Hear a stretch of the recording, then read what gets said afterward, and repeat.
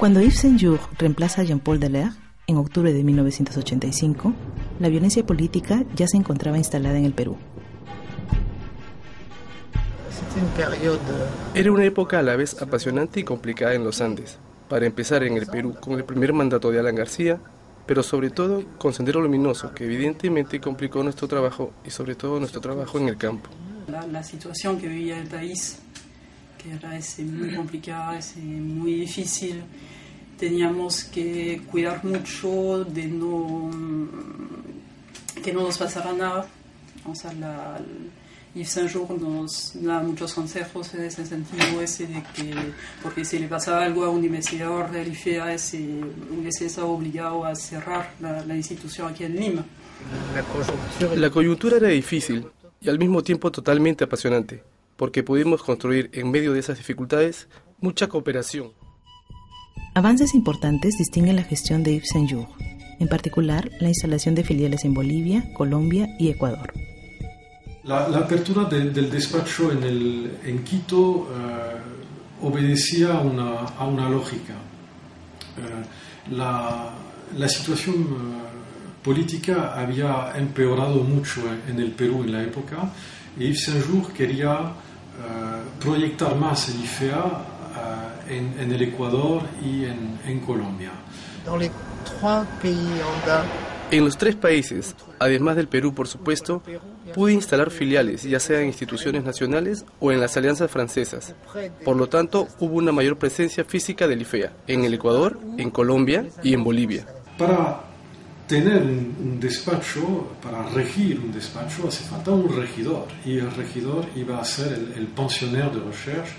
El IFEA tenía a tres pensionnaires, y la conformación idónea era el director en Lima y un pensionnaire en cada uno de los tres demás países.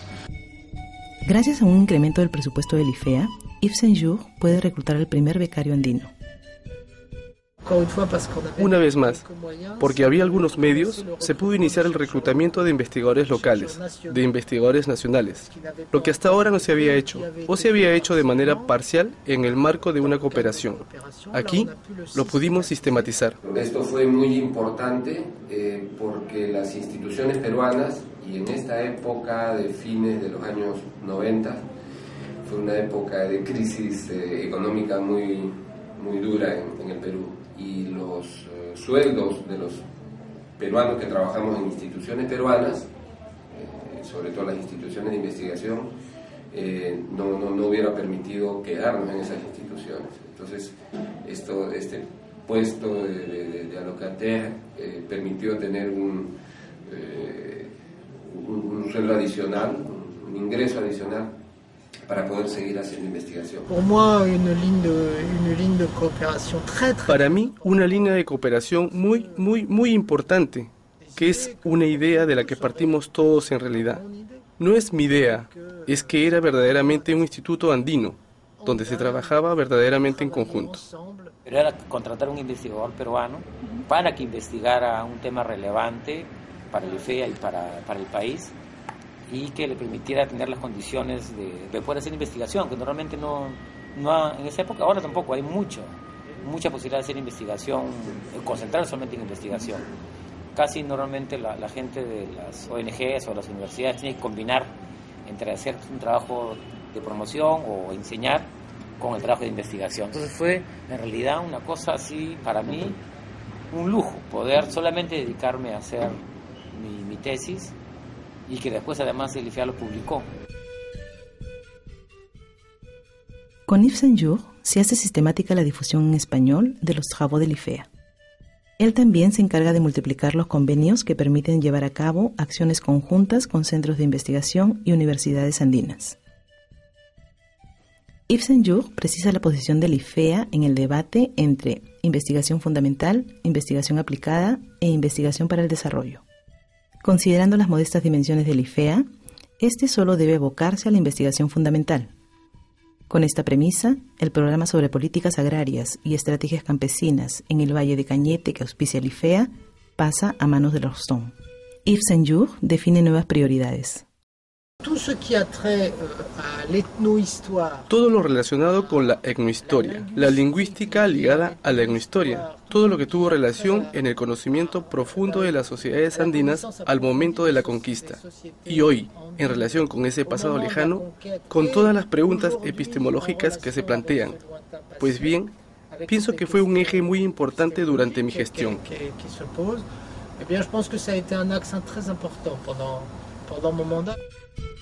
Por primera vez, la historia andina tiene un papel protagónico.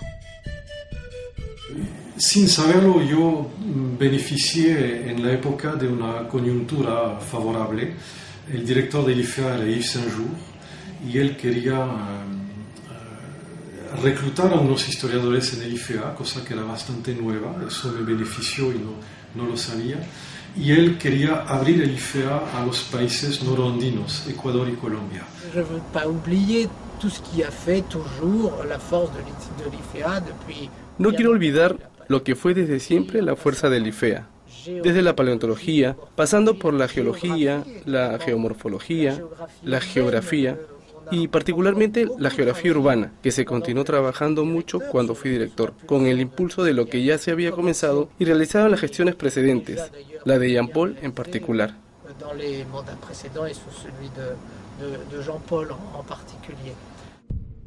Entre 1989 y 1995 le toca a Christian de Muysson asumir la dirección del IFEA.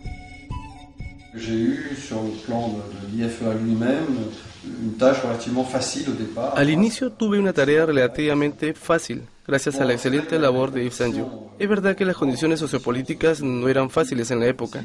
El terrorismo se había desarrollado mucho en el Perú, en el 89 y 90. Hubo un momento de paroxismo en el que había coches bomba que explotaban casi todas las noches. Era bastante difícil de trabajar, muy peligroso porque casi no se podía salir de Lima y había corte de luz. Sí me acuerdo que, por ejemplo, había que bañarse antes de las 8 porque después atacaban las líneas eléctricas y se cortaba todo, y para llegar al instituto casi todas las mañanas se podía escuchar unas bombas o cosas que habían explotado, y siempre nos pedíamos de dónde venía eso y cómo vamos a llegar. Entonces sí fue un periodo muy triste, muy duro, pero me acuerdo que sí, todavía el instituto se mantenía y la gente estaba trabajando. La construcción de la biblioteca, la multiplicación de locataires, de becarios locales, la aceleración de la informatización con la contratación de personal fueron posibles con el aumento del presupuesto del instituto, que fue considerable cuando estuve allá. Con el aumento de los investigadores locales, Christian de Muysson refuerza la cooperación científica con los países donde actúa el IFEA.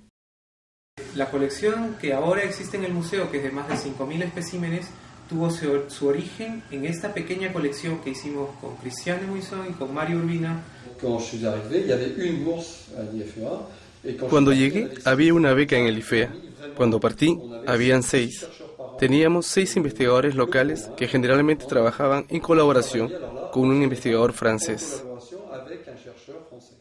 Traté sobre todo de agrupar gente de disciplinas no necesariamente idénticas, pero sí complementarias.